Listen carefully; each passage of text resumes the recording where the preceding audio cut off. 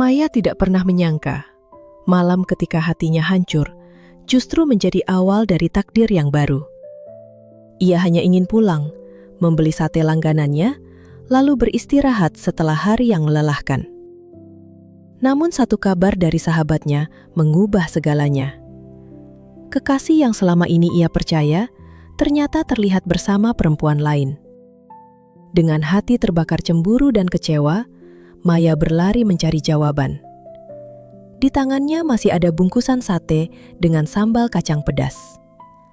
Saat melihat seorang pria berjaket mirip kekasihnya, ia tidak berpikir panjang. Sambal itu ia lemparkan dengan penuh amarah. Tapi pria itu bukan Dimas. Ia adalah Raka, orang asing yang seharusnya marah, tetapi justru tersenyum dan membuat Maya terdiam. Dari kesalahan memalukan itu, hidup Maya mulai berubah. Karena kadang, luka yang paling menyakitkan bukan akhir dari segalanya, melainkan jalan rahasia menuju seseorang yang benar-benar ditakdirkan untuk tinggal.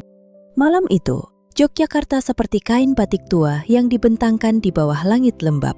Lampu warung menyala kekuningan, asap sate naik dari gerobak kaki lima, dan suara motor bercampur dengan tawa mahasiswa di angkringan. Bagi Maya Prameswari, malam itu terasa seperti ujung dari hari yang terlalu panjang. Maya turun dari ojek online sambil memijak pelipis. Seharian ia bekerja sebagai staf akuntansi di sebuah perusahaan tur kecil dekat Malioboro. Dari pagi sampai petang, matanya tidak lepas dari laporan pembayaran, nota hotel, biaya transportasi wisatawan, dan angka-angka yang harus cocok sampai rupiah terakhir. Maya berusia 28 tahun. Kulitnya sawo matang, rambut hitamnya biasa diikat rendah, dan matanya punya sorot tegas. Ia bukan perempuan yang mudah menangis. Kalau ada luka, ia obati sendiri, meski kadang caranya terlalu cepat dan terlalu panas. Ia membuka ponsel. Ada pesan dari grup kantor, tapi tidak ada pesan dari Dimas, pacarnya. Sudah 3 hari, laki-laki itu makin sulit dihubungi. Alasannya berganti-ganti. Maya mencoba percaya, tetapi kepercayaan yang terus ditarik seperti benang, lama-lama akan putus juga. Perutnya berbunyi. Di ujung gang, gerobak Pak Slamet masih mengepulkan asap. Penjual sate ayam itu sudah menjadi langganannya sejak tahun pertama ia tinggal di kos. "Pak Slamet, masih ada sate?" tanyanya. Pak Slamet, lelaki tua berpeci hitam dengan senyum ramah, menoleh. "Masih, Nduk. Untung kamu datang sekarang. Kalau telat sedikit, tinggal lontongnya saja." 10 tusuk, Pak. Lontong 1. Sambalnya agak banyak." "Agak banyak atau banyak sekali seperti biasa?" "Banyak sekali, biar hidup ada rasanya." Pak Slamet terkekeh. "Kamu ini kalau makan sambal seperti orang mau perang." Pak Slamet menyerahkan bungkusan sate lengkap dengan sambal kacang. "Hati-hati bawa sambalnya, Nduk. Pedasnya bisa bikin orang ingat dosa." Maya tertawa. "Tenang, Pak. Ini akan saya jaga seperti menjaga perasaan sendiri." "Perasaan jangan dijaga sendiri terus, nanti berat." Senyum Maya mengendur. Ia membayar, mengucapkan terima kasih, lalu melangkah ke arah kos. Baru beberapa meter, suara sandal berlari terdengar dari belakang. "Maya, Mai, tunggu." Maya menoleh. Lila, sahabatnya sejak kuliah, berlari kecil dengan napas terengah-engah. Jilbabnya agak miring, wajahnya tegang seperti membawa kabar buruk. "Kenapa, Lil? Kamu habis dikejar debt collector?" tanya Maya. "Bukan, ini lebih gawat." "Lebih gawat dari cicilan?" "Dimas." Langkah Maya terhenti. "Dimas kenapa?" Lila menggigit bibir. "Aku tadi lewat depan warung mie ayam dekat minimarket. Aku lihat dia sama perempuan." "Ya, mungkin teman kantor." "Mai, mereka dekat sekali. Dia pegang tangan perempuan itu. Terus aku lihat dia mencium pipinya." Suara di sekitar Maya seolah menjauh. Deru motor, denting sendok, tawa dari angkringan. Semuanya seperti tertutup kain tebal. Yang tersisa hanya nama Dimas dan bayangan seorang perempuan asing. "Kamu yakin itu Dimas?" "Yakin. Dia pakai jaket denim yang kamu belikan waktu ulang tahunnya." Jari Maya mencengkeram bungkusan sate. Selama beberapa minggu terakhir, ia memang merasa ada yang aneh. Dimas mulai menyembunyikan layar ponsel dan menjawab pertanyaan sederhana dengan kalimat berbelit-belit. Namun mendengar kecurigaannya hampir menjadi kenyataan, tetap saja terasa seperti tertusuk duri salak. Kecil, tapi perihnya dalam. "Di mana?" tanya Maya rendah. "Mai, tenang dulu, jangan langsung." "Di mana, Lila?" "Dekat minimarket ujung jalan. Tapi aku belum sempat memastikan karena dia masuk ke gang belakang." Belum selesai Lila bicara, Maya sudah berjalan cepat, lalu setengah berlari. Lila panik mengejar. "Maya, tunggu, jangan bawa emosi. Minimal taruh dulu satenya." Tapi Maya tidak mendengar. Dalam kepalanya hanya ada wajah Dimas dan semua janjinya. Dimas pernah datang membawa martabak manis dan berkata, "Aku beda dari laki-laki lain." Sekarang Maya ingin tertawa. Ternyata sama saja, hanya bungkusnya lebih rapi. Di dekat minimarket, Maya berhenti dengan napas memburu. Di seberang jalan ada warung mie ayam kecil. Di sisi warung, seorang laki-laki berjaket denim berdiri membelakangi jalan. Di depannya ada perempuan berambut panjang. Jarak mereka dekat, terlalu dekat. Darah Maya seperti naik ke ubun-ubun. "Dimas!" serunya. Laki-laki itu tidak menoleh. Kesabaran Maya patah seperti ranting kering. Tanpa berpikir, ia menarik plastik kecil berisi sambal kacang dari bungkusan sate. Ia tidak berniat mencelakai siapapun. Ia hanya terlalu sakit hati, terlalu lelah, dan terlalu marah untuk menahan diri. Dengan gerakan spontan, ia melempar plastik sambal itu ke arah punggung laki-laki berjaket denim. Plak! Plastik itu pecah di bahu dan sebagian mengenai sisi leher laki-laki tersebut. Sambal kacang bercampur kecap menetes di jaketnya. "Laki-laki tidak tahu diri!" teriak Maya, suaranya bergetar. Kalau mau mendua, setidaknya belajar dulu cara tidak kelihatan bodoh. Orang-orang di warung langsung menoleh. Lila yang baru tiba menutup mulut dengan kedua tangan. Laki-laki itu berbalik, dan napas Maya berhenti. Itu bukan Dimas. Wajahnya berbeda. Tubuhnya lebih tinggi, bahunya lebih bidang, rahangnya tegas, dan matanya gelap dengan tatapan kaget yang perlahan berubah menjadi bingung. Kemeja putihnya tergulung sampai siku, dan jaket denim yang terkena sambal jelas bukan jaket Dimas meski warnanya mirip. Perempuan di depannya ikut terkejut. "Mas Raka, ini siapa?" Raka. Nama itu jatuh begitu saja ke telinga Maya. "Aduh," bisik Maya, "bukan Dimas." Lila di belakangnya berbisik panik. "Mai, itu bukan dia." Maya ingin tanah membelah dan menelannya. Ia menatap laki-laki bernama Raka itu, lalu menatap sambal yang menetes dari jaketnya.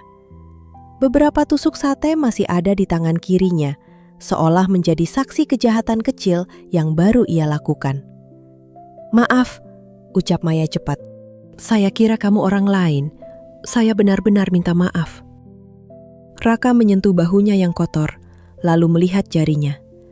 Maya sudah bersiap dimarahi di depan semua orang. Tapi yang terjadi justru membuatnya bingung. Raka malah tertawa pelan, bukan tawa mengejek, lebih seperti tawa orang yang tidak percaya pada keanehan nasib. "Biasanya orang berkenalan pakai salam," katanya. "Kamu beda, pakai sambal kacang." Maya terdiam. "Saya sudah minta maaf." "Saya dengar." Raka mengambil tisu dari meja warung dan membersihkan lehernya. "Tapi saya masih penasaran. Kalau saya benar orang yang kamu cari, apa semua satenya juga akan dilempar?" Wajah Maya makin panas. "Tidak, mungkin hanya sambalnya." Perempuan di samping Raka tertawa kecil. "Mas, aku masuk dulu ya, takut ikut kena lontong." Raka menoleh. nanti aku susurin. Maya menarik napas. Saya akan ganti biaya laundry jaket kamu. Laundry mungkin bisa, jawab Raka. Tapi harga diri saya yang disiram sambal di depan warung bagaimana? Maya mengerjap.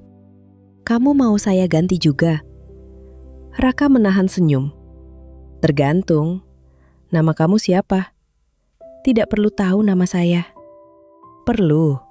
Kalau nanti saya rindu aroma sambal kacang ini, saya tahu harus mencari siapa. Kamu aneh, kata Maya. Kamu melempar sambal ke orang asing, lalu bilang saya aneh. Maya tidak bisa membantah. Anggap saja pelajaran hidup.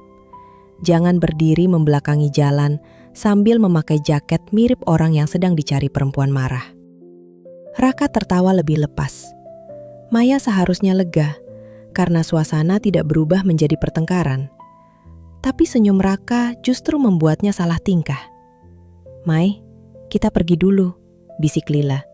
Nanti Dimas keburu hilang. Nama Dimas seperti bara kecil yang kembali ditiup angin. Maya tersadar pada tujuan awalnya. Ia baru saja mempermalukan diri di depan orang asing. Sementara Dimas mungkin masih tertawa di tempat lain bersama perempuan lain. Maya menarik napas. Saya benar-benar minta maaf, tapi saya harus pergi. Sebentar. Apalagi? Raka menunjuk bungkusan sate di tangannya. Satenya enak? Maya melotot. Jangan macam-macam, saya buru-buru. Kalau begitu, kasih tahu nama kamu. Tidak. Lila segera menarik lengannya. Mai, ayo, sebelum kamu melempar lontong. Maya membiarkan dirinya ditarik pergi. Namun baru 3 langkah, Raka memanggil dari belakang. Hei, perempuan sambal. Maya berhenti spontan, lalu menoleh dengan mata menyipit. Jangan panggil saya begitu. Kalau tidak mau dipanggil begitu, kasih tahu nama. Tidak akan. Baik, berarti sampai ketemu lagi, perempuan sambal. Maya menggerutu kesal, lalu berjalan lebih cepat.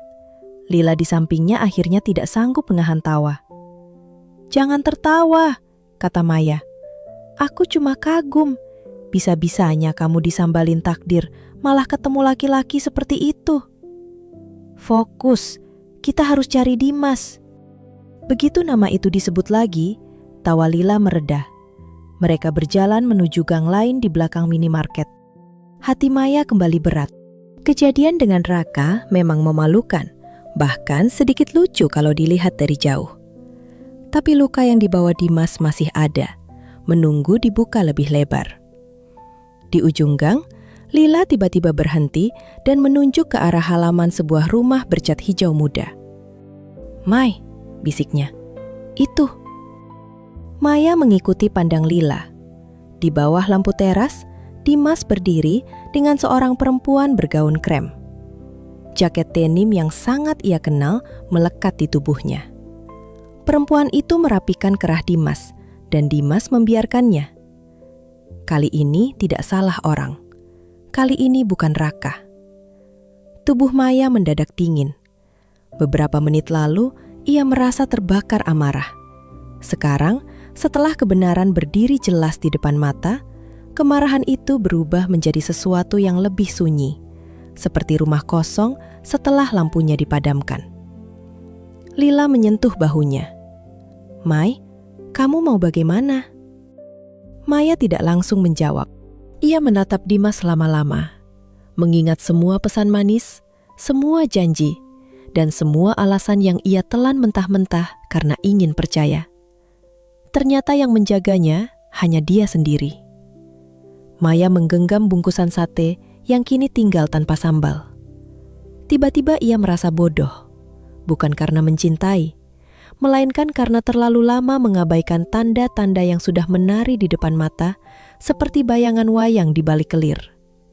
Ia melangkah maju. Maya, bisik Lila cemas. Tenang, jawab Maya pelan. Kali ini aku tidak akan melempar apa-apa.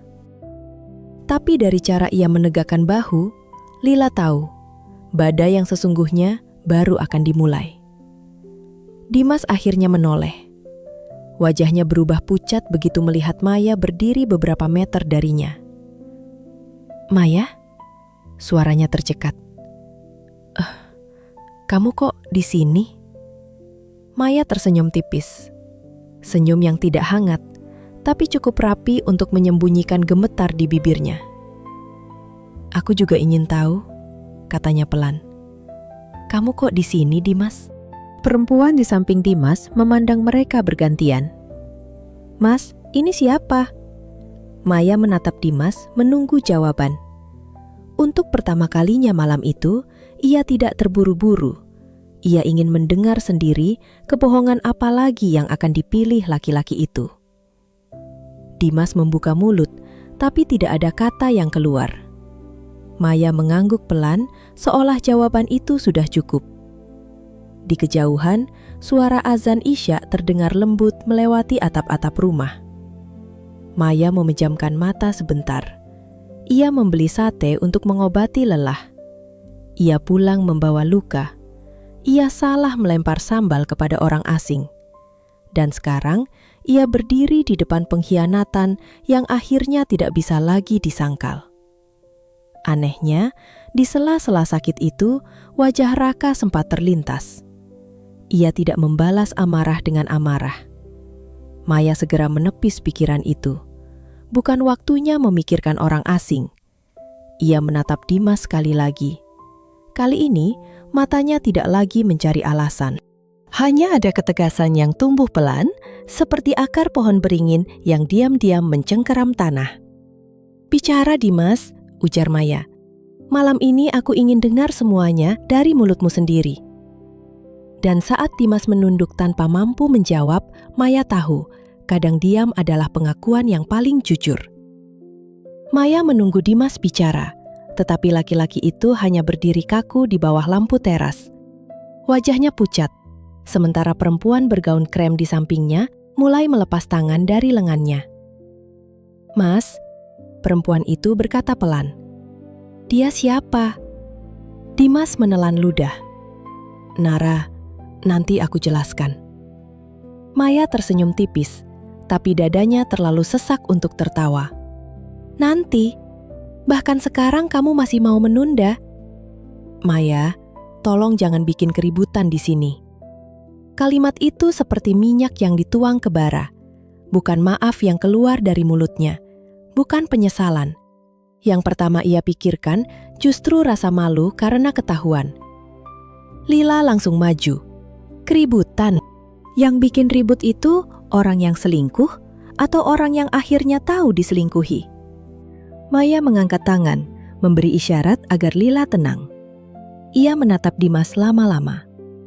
Marah masih ada, sakit juga masih berdenyut. Tetapi kebenaran sudah berdiri di depan mata dan ia tidak perlu berteriak. "Nara ya?" Maya menoleh kepada perempuan itu. "Aku Maya, pacarnya Dimas." Wajah Nara berubah. "Pacar?" Dimas menyela cepat. "Maya, jangan mulai." "Lucu. Aku bahkan tidak tahu kapan semua ini dimulai." Nara menatap Dimas dengan mata membesar. "Mas, kamu bilang kamu sudah tidak punya siapa-siapa." Dimas mengusap wajahnya. "Ini cuma salah paham." Maya menggeleng. "Salah paham itu kalau aku salah mengira laki-laki lain sebagai kamu dan melempar sambal ke orang yang tidak bersalah. Tapi kamu berdiri di sini, memegang tangan perempuan lain, sementara 3 hari terakhir kamu bilang lembur. Itu bukan salah paham, itu pilihan." Nara terdiam. Untuk sesaat, Maya melihat dirinya sendiri di mata perempuan itu. Terkejut, terluka, dan merasa bodoh karena pernah percaya. Rasa marah Maya kepada Nara perlahan berkurang. Perempuan itu mungkin tidak tahu. Yang tahu adalah Dimas. Jadi benar, suara Nara bergetar. Dimas tidak menjawab. Maya tersenyum pahit. "Diamnya sudah cukup, Nara." Nara melepaskan tangan Dimas sepenuhnya. "Mas Dimas, kamu jahat. Kamu bilang dia cuma teman lama. Kamu bilang kamu sedang sendiri." Beberapa orang mulai melongok dari warung kecil di ujung jalan. Di gang seperti itu, kabar bisa berjalan lebih cepat daripada motor metik. Maya tahu jika ia terus berdiri di sana, semuanya akan menjadi tontonan. Tapi malam itu, ia tidak ingin menyelamatkan nama baik Dimas lagi. "Aku capek, Dim," katanya. "Capek percaya pada alasanmu. Capek menunggu pesan yang kamu balas seadanya. Ternyata firasatku tidak salah. Aku hanya terlalu sayang sampai pura-pura tidak melihat." Dimas mendekat. "Aku memang salah, tapi kita bisa perbaiki." Maya mundur. "Jangan pegang aku." "Maya, aku hilaf." "Hilaf itu sekali, Dimas. Kalau berkali-kali, namanya kebiasaan." Maya merogoh tas kecilnya. Ia mengeluarkan gantungan kunci berbentuk gunungan wayang yang pernah diberikan Dimas saat mereka pertama kali jalan-jalan ke alun-alun kidul. Dulu, benda kecil itu terasa manis. Sekarang hanya menjadi pengingat bahwa kenangan pun bisa berubah warna. Ia meletakkannya di atas tembok rendah dekat pagar. "Ini punyamu. Hubungan kita selesai." "Maya, jangan begini." "Justru harus begini." Nara masuk rumah dan keluar lagi membawa tas kecil. Ia tidak memandang Dimas saat melewatinya. "Aku juga selesai, Mas. Jangan cari aku." Dimas hendak mengejar, tapi Maya berdiri di jalurnya. "Lihat, bahkan setelah ketahuan, yang ingin kamu kejar masih bukan kejujuran." Dimas berhenti. "Aku bingung." "Tidak, kamu hanya serakah." Kata itu jatuh pelan, tapi cukup tajam. Maya merasa lututnya melemah, namun ia memaksa tubuhnya tetap tegak.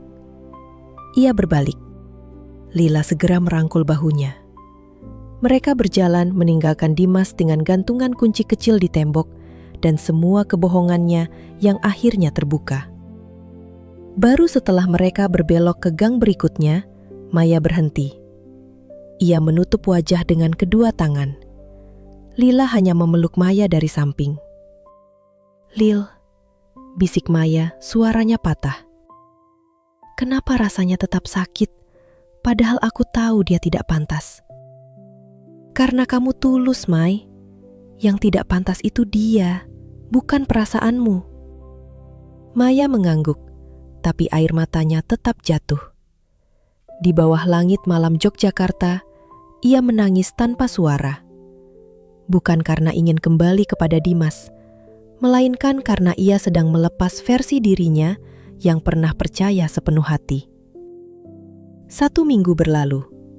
Maya tidak mengurung diri di kamar sambil mendengarkan lagu sedih. Ia tetap bangun pagi, tetap bekerja, tetap menghitung laporan keuangan, dan tetap mengomel ketika printer kantor macet. Bedanya, ia tidak lagi memeriksa ponsel setiap 5 menit menunggu kabar dari Dimas. Nomor Dimas sudah ia blokir. Bukan karena dendam, melainkan karena ingin hidupnya kembali tenang. Sore itu, Maya duduk di teras kos bersama Lila. Mereka makan pisang goreng dari penjual depan gang. Hujan baru saja reda, menyisakan udara dingin dan bau daun basah. "Jujur," kata Lila, "aku kira kamu bakal lebih berantakan." Maya menyeruput teh hangat. "Aku juga kira begitu." "Jadi sudah baik-baik saja?" "Belum sepenuhnya, tapi aku tidak mau menjadikan Dimas pusat hidupku lagi. Kalau aku menangisi dia terlalu lama, nanti dia merasa terlalu penting." Lila tertawa. "Mulutmu itu kalau sudah sembuh, tajam lagi." "Aku belum sembuh. Aku cuma sedang belajar tidak menggaruk luka." Maya ikut tertawa. Untuk pertama kalinya sejak malam itu, tawanya terdengar ringan. Namun ketenangan itu tidak berlangsung lama. Dari rumah besar yang baru direnovasi di sebelah kos, terdengar musik keras. Bukan dangdut koplo atau lagu campur sari seperti hajatan kampung, melainkan dentuman bas yang membuat kaca jendela bergetar pelan. Maya memejamkan mata. Mulai lagi. Lila menoleh ke rumah sebelah. Itu rumah baru yang kemarin kosong. Iya, beberapa hari ini ada penghuni baru. Entah kenapa, tiap malam seperti mau membuka kelab di tengah kampung. Sudah kamu tegur? Belum, aku masih mencoba menjadi warga yang sabar. Tidak cocok, kamu itu sabar kalau urus laporan. Kalau urus manusia menyebalkan, kesabaranmu setipis kerupuk. Maya menarik napas panjang. Ia sudah kurang tidur 2 malam terakhir. Esok pagi, ia harus menyelesaikan laporan pembayaran vendor. Jika malam ini kembali tidak bisa tidur, kepalanya pasti berat seperti ditimpa karung beras. Kalau malam ini masih begini, aku tegur.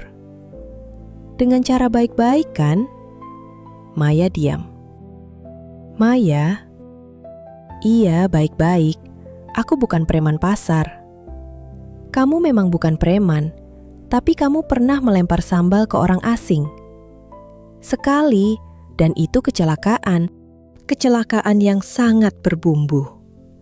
Maya tidak bisa menahan senyum. Setiap kejadian sambal itu disebut, wajah laki-laki bernama Raka kembali terlintas. Senyumnya yang tidak marah, panggilannya yang menyebalkan. Perempuan sambal. Lila menyipit.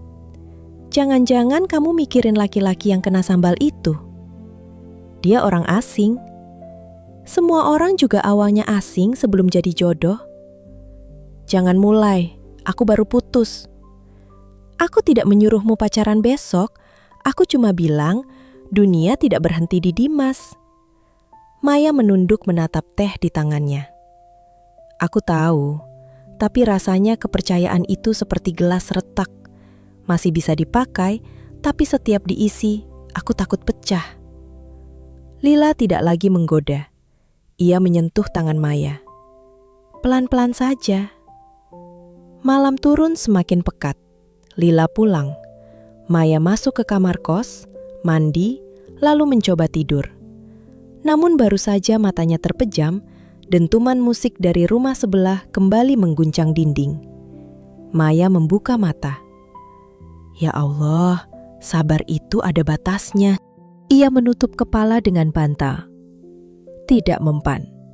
Ia memakai earphone. Suara bass tetap menembus seperti tamu tidak diundang. Setelah hampir 1 jam berguling ke kanan dan kiri, Maya bangkit dari tempat tidur.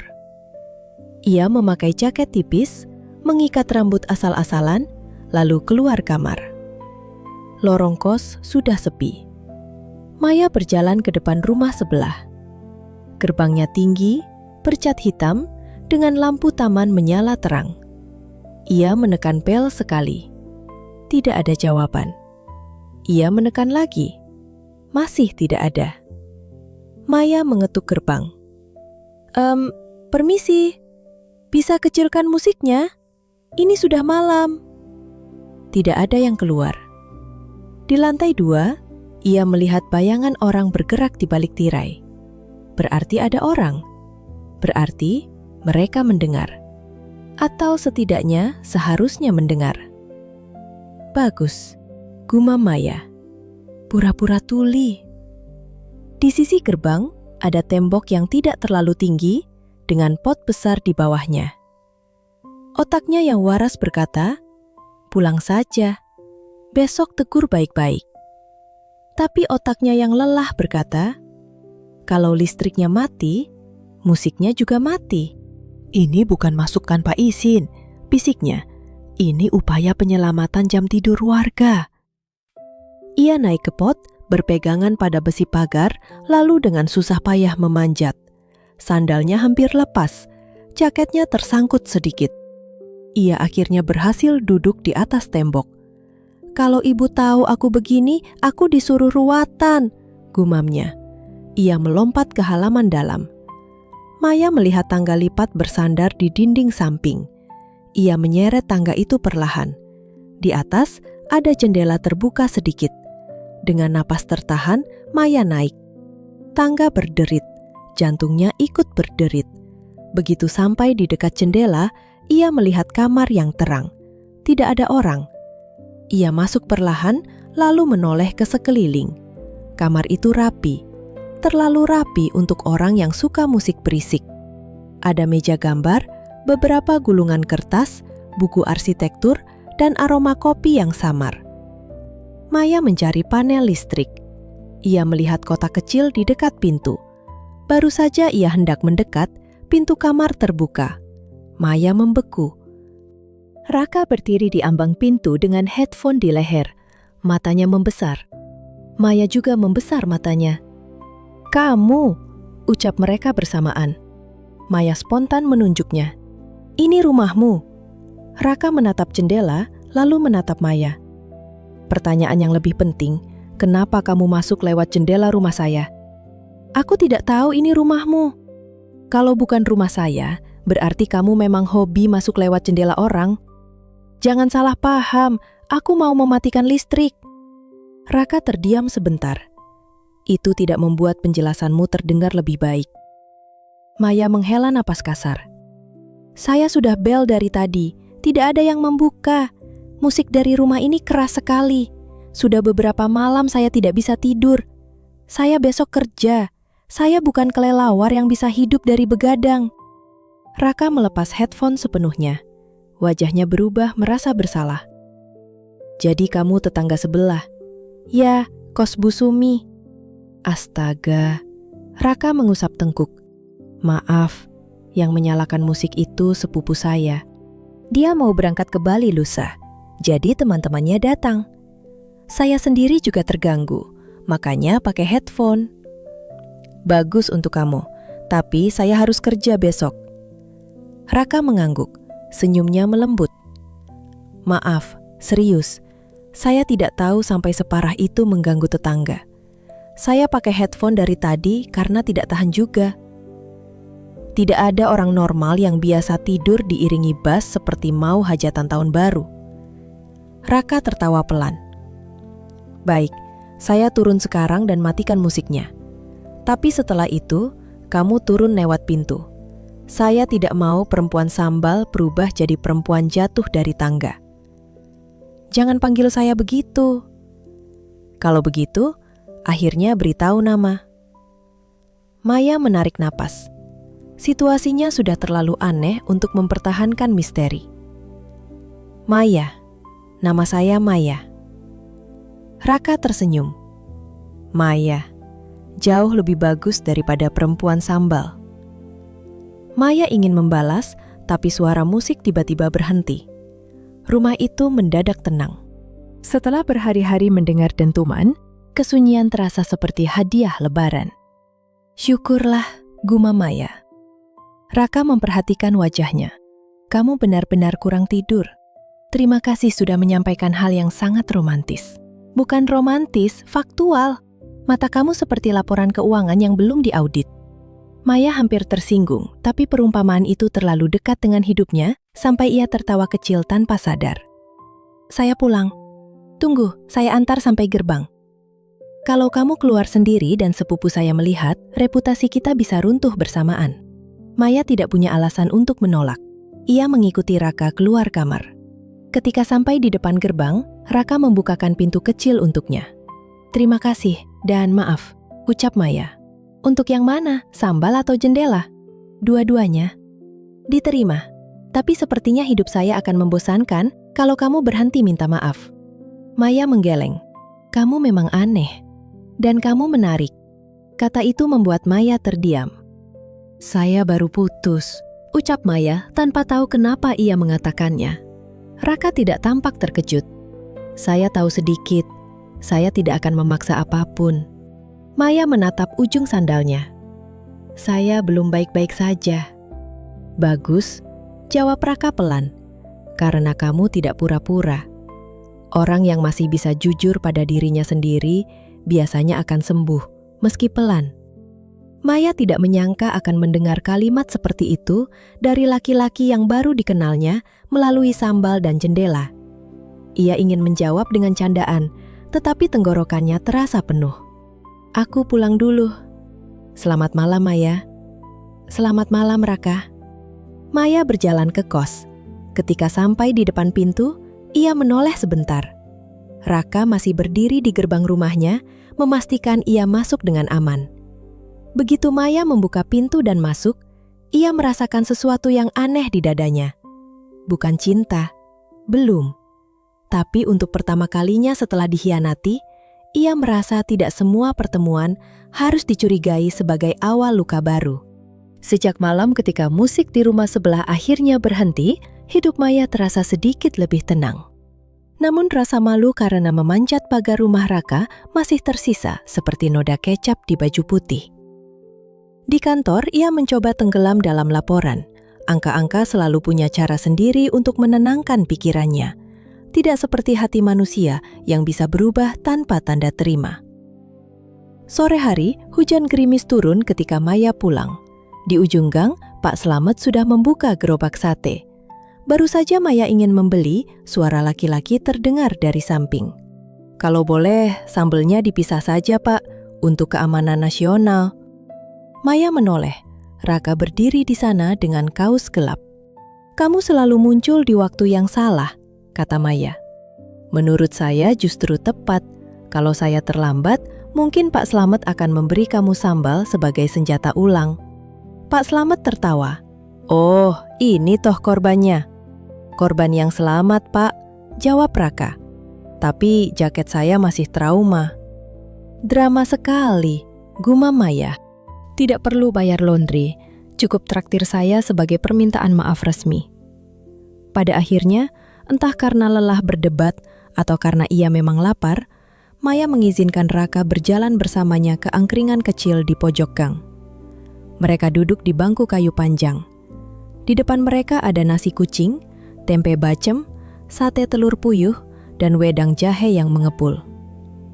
"Jangan kira ini kencan," kata Maya. "Saya tidak bilang kencan, tapi wajahmu seperti orang sedang menang."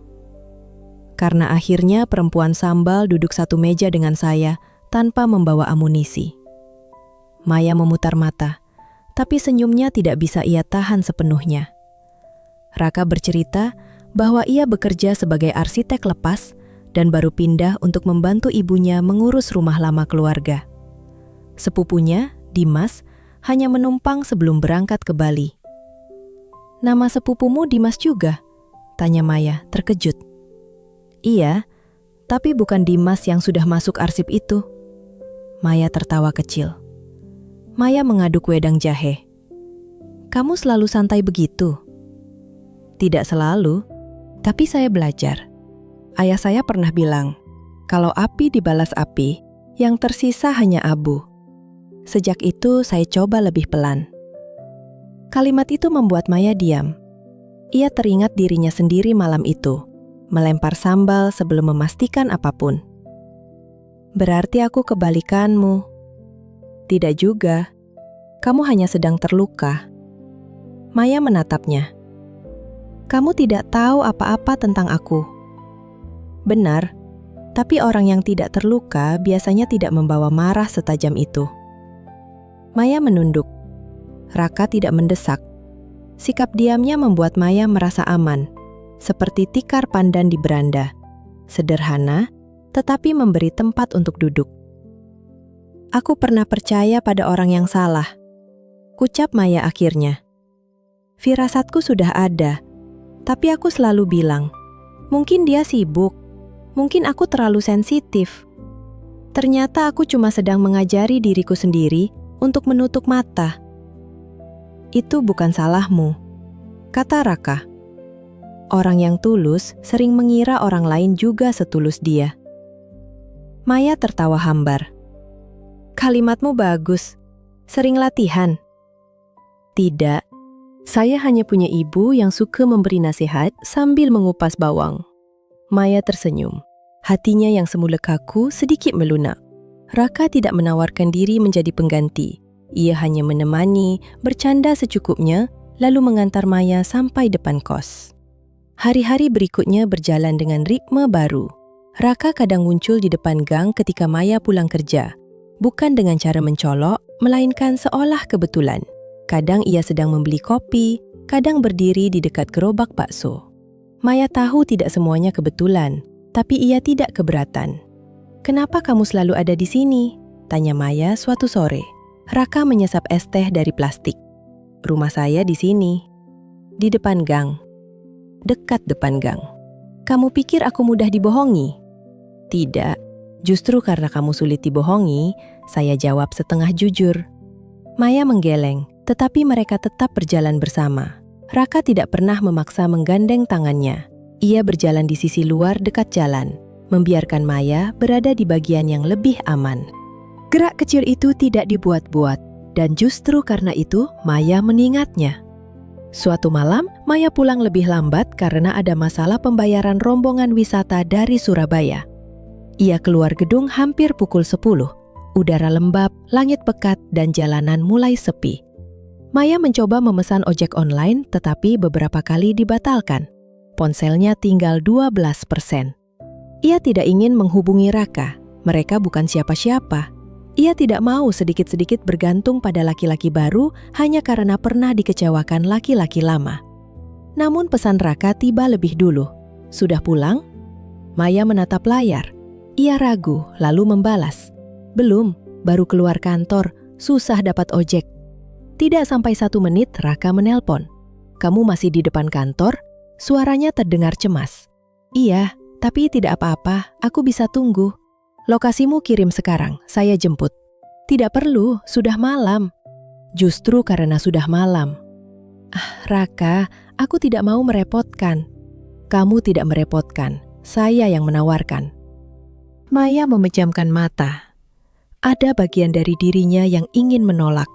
Bukan karena tidak butuh, tetapi karena takut terbiasa ditolong. Tapi di depan kantor yang mulai sepi, dengan baterai ponsel menipis dan jalanan basah setelah hujan, keras kepala terasa tidak bijaksana. 20 menit kemudian, motor Raka berhenti di depan kantor. Ia memakai jaket hujan tipis dan membawa helm cadangan. Wajahnya tampak lega begitu melihat Maya. Kamu baik-baik saja? Aku baik. Kamu datang cepat sekali. Kalau lama, nanti kamu marah dan melempar nota kantor. Maya menerima helm. Aku tidak seburuk itu. Perjalanan pulang melewati jalan-jalan Jogja yang lebih lengang dari biasanya. Di beberapa sudut, masih ada angkringan yang menyala. Maya duduk di belakang Raka dengan jarak sopan. Namun ketika motor melewati jalan berlubang, tubuhnya sedikit oleng. Raka melambat. Pegangan jaket saya saja, jalannya licin. Tidak perlu. Maya, saya lebih takut kamu jatuh daripada kamu salah paham. Akhirnya Maya memegang ujung jaketnya. Tidak lebih. Tapi cukup membuat dadanya terasa aneh, seperti ada gamelan kecil yang dipukul pelan di dalam sana. Sesampainya di depan kos, Maya melepas helm. Terima kasih sudah menjemput. Lain kali kalau pulang malam, kabari saya. Tidak mau. Kenapa? Karena nanti aku terbiasa. Jawaban itu keluar terlalu jujur. Maya langsung menyesal. Raka tidak tertawa. Ia menatap Maya dengan sorot yang lebih lembut dari biasanya. Terbiasa tidak selalu buruk. Bisa buruk kalau orangnya pergi. Kalau suatu hari saya harus pergi, saya akan bilang, saya tidak akan menghilang dan membuatmu menebak-nebak. Orang muda bilang begitu. Benar, makanya jangan percaya sekarang. Lihat saja nanti. Kata-kata itu sederhana, tapi justru menenangkan. Raka tidak meminta Maya langsung yakin. Ia seolah mengerti bahwa hati Maya bukan pintu warung yang bisa dibuka hanya dengan dorongan kecil. Malam lainnya, Raka membawa 2 gelas wedang ronde dari penjual keliling. Mereka duduk di bangku kecil di depan kos. Jalanan tidak terlalu ramai. Dari rumah tetangga, terdengar suara televisi menayangkan sinetron. Raka, kata Maya tiba-tiba. Kenapa kamu baik sekali padaku? Karena saya ingin. Kamu tahu aku baru putus.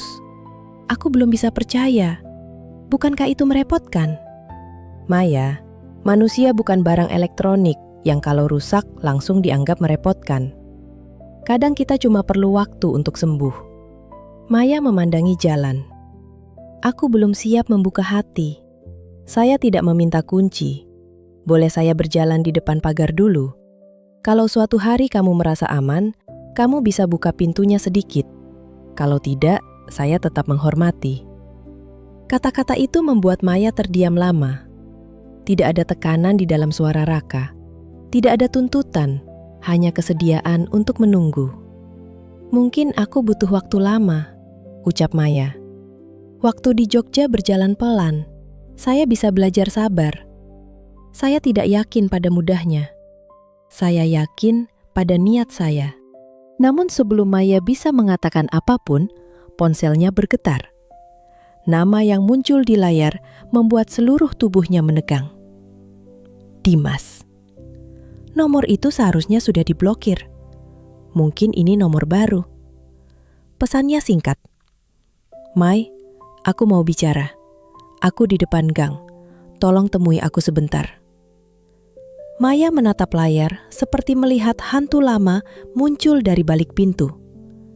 Namun belum sempat Raka bertanya, suara langkah terdengar dari arah mulut gang. Dimas muncul dengan kemeja kusut dan wajah yang tampak lelah. "Maya?" panggilnya. Raka ikut berdiri perlahan. Dimas menatap Raka lalu kembali kepada Maya. "Jadi benar, kamu sudah dekat dengan laki-laki lain." Maya menarik napas panjang. Dulu kalimat seperti itu mungkin akan membuatnya panik menjelaskan. Sekarang tidak. Ia hanya merasa lelah. "Dimas, kamu tidak punya hak bertanya seperti itu. Aku cuma mau bicara baik-baik. Kamu punya banyak kesempatan untuk bicara baik-baik sebelum semuanya hancur." Dimas melangkah maju. Raka tidak bergerak agresif, tetapi ia berdiri sedikit di samping Maya, cukup dekat untuk membuat Maya merasa tidak sendiri. "Aku menyesal," kata Dimas. "Aku salah, tapi aku tidak bisa berhenti memikirkan kamu." Maya menatap laki-laki yang pernah ia cintai.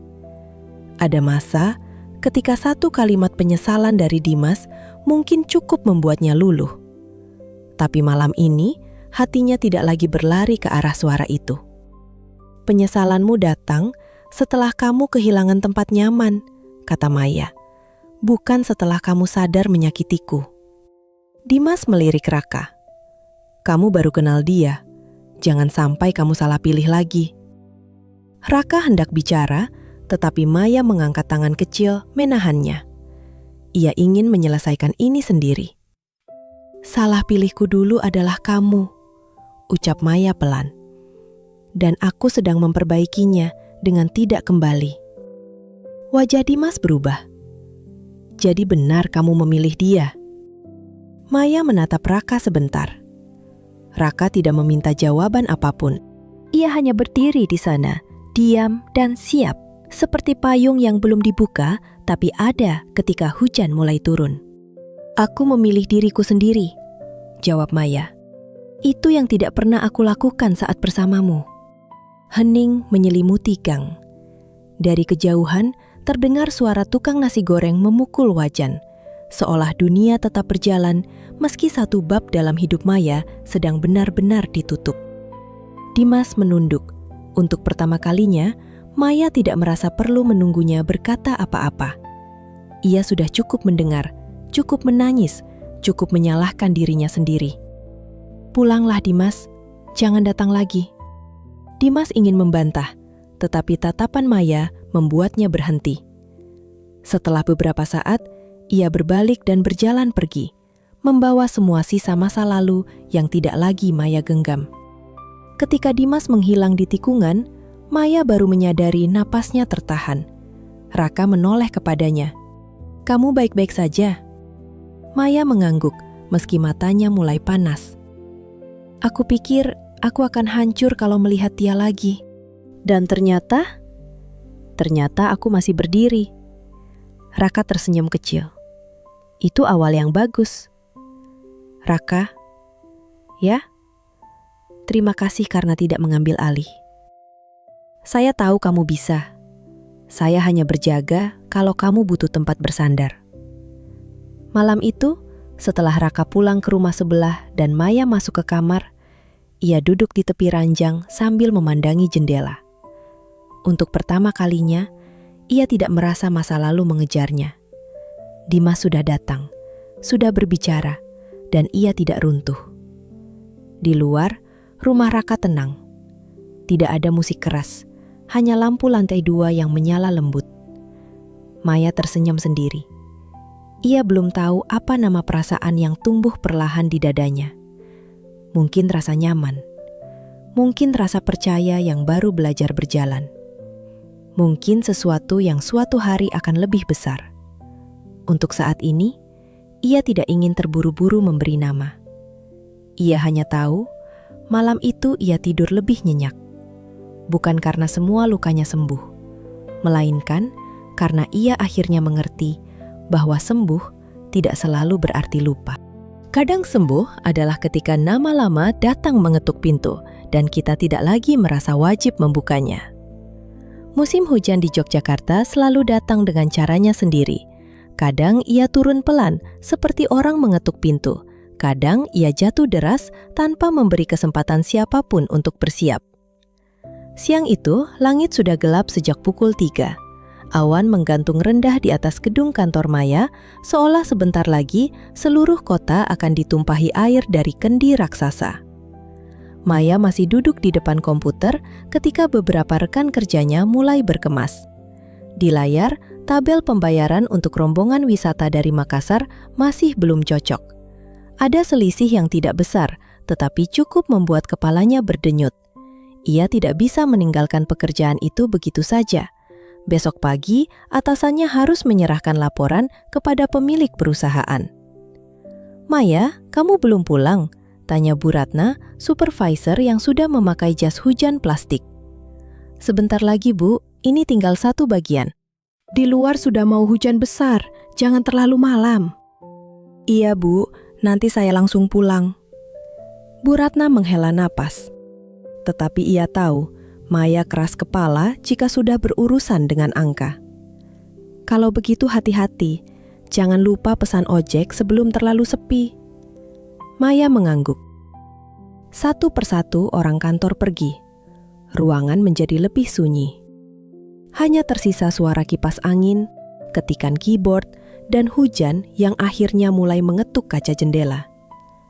Mula-mula rintiknya kecil, lalu makin rapat, makin keras, sampai pemandangan di luar berubah menjadi tirai air.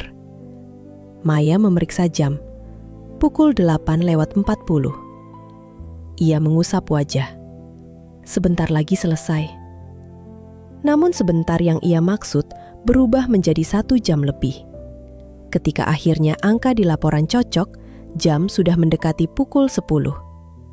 Hujan belum reda, malah terdengar gemuruh dari kejauhan, disusul kilat yang memantul di kaca gedung. Maya berdiri sambil meregangkan punggung. Tubuhnya pegal, matanya berat, dan perutnya mulai perih karena sejak sore hanya diisi gorengan sisa rapat. Ia meraih tas, lalu baru teringat sesuatu yang membuatnya memejamkan mata. Payungnya tertinggal di kos.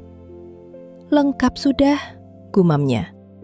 Di lobi gedung, Pak Warto, satpam malam yang rambutnya sudah banyak uban, sedang menuang kopi hitam ke gelas kaca. "Loh, Mbak Maya belum pulang," katanya. "Baru selesai, Pak." "Waduh, hujan begini. Tunggu reda dulu. Jalan depan sudah mulai tergenang." "Saya coba pesan ojek dulu." Maya membuka aplikasi. Tidak ada pengemudi terdekat. Ia mencoba lagi.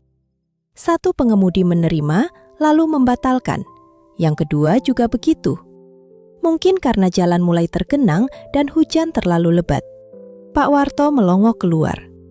"Kalau saya jadi Mbak, saya tunggu.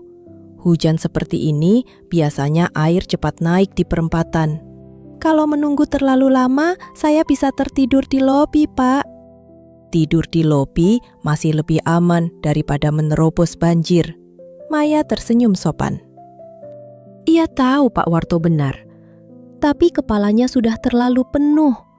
Ia ingin pulang, mandi air hangat, dan merebahkan badan.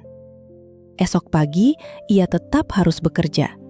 Tidak ada yang memberi cuti hanya karena hati pernah patah dan laporan keuangan membuat kepala seperti diperas. Beberapa menit kemudian, hujan tampak sedikit melemah. Maya menganggap itu kesempatan. Ia pamit kepada Pak Warto meski lelaki itu masih terlihat khawatir. "Mbak, hati-hati. Kalau di jalan airnya tinggi, balik saja ke sini." "Iya Pak, terima kasih." Maya menutup kepala dengan map plastik, lalu berjalan cepat keluar gedung. Udara dingin langsung menyambut. Di pinggir jalan, air mengalir deras di selokan. Lampu toko banyak yang sudah mati. Hanya beberapa warung masih buka dengan pengunjung yang berteduh sambil memeluk gelas teh panas. Ia mencoba berjalan ke arah jalan besar, berharap menemukan ojek pangkalan atau taksi yang lewat. Namun semakin jauh ia berjalan, hujan kembali menguat. Angin membawa air dari samping. Dalam hitungan menit, lengan bajunya basah, sandalnya berkecipak di genangan. "Ya Allah, baru juga jalan sebentar," keluhnya.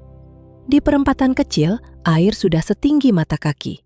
Maya ragu, tetapi ia masih mencoba melangkah. Setiap kali motor lewat, ombak kecil menyapu betisnya. Ponsel di tasnya bergetar, tetapi ia tidak berani mengeluarkannya di tengah hujan. Kilat menyambar. Guntur menggelegar begitu keras sampai Maya tersentak. Sejak kecil, ia memang tidak terlalu suka suara petir. Ibunya dulu selalu berkata, kalau takut baca doa pelan-pelan. Tapi malam itu, doa di bibirnya bercampur dengan rasa panik. Hujan semakin deras. Maya melihat halte kecil di depan toko alat tulis yang sudah tutup.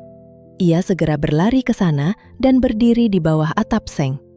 Napasnya memburu, bajunya basah, rambutnya menempel di pipi, dan map plastik di tangannya tidak berguna lagi. Ia mengeluarkan ponsel, baterai tinggal 5%. Ada beberapa pesan dari Raka. "Sudah pulang? Hujannya besar, kamu di mana?" "Maya, kalau belum pulang kabari saya." Pesan terakhir masuk 10 menit lalu. Maya hendak membalas, tetapi layar ponselnya tiba-tiba gelap. Baterainya habis. Maya memejamkan mata. Bagus, sangat bagus. Di sekelilingnya tidak ada orang. Jalan yang biasanya masih hidup sampai malam, kini sepi. Air di depan halte mengalir seperti sungai kecil. Dari kejauhan terdengar suara sirene samar. Mungkin dari kendaraan yang terjebak di jalan besar.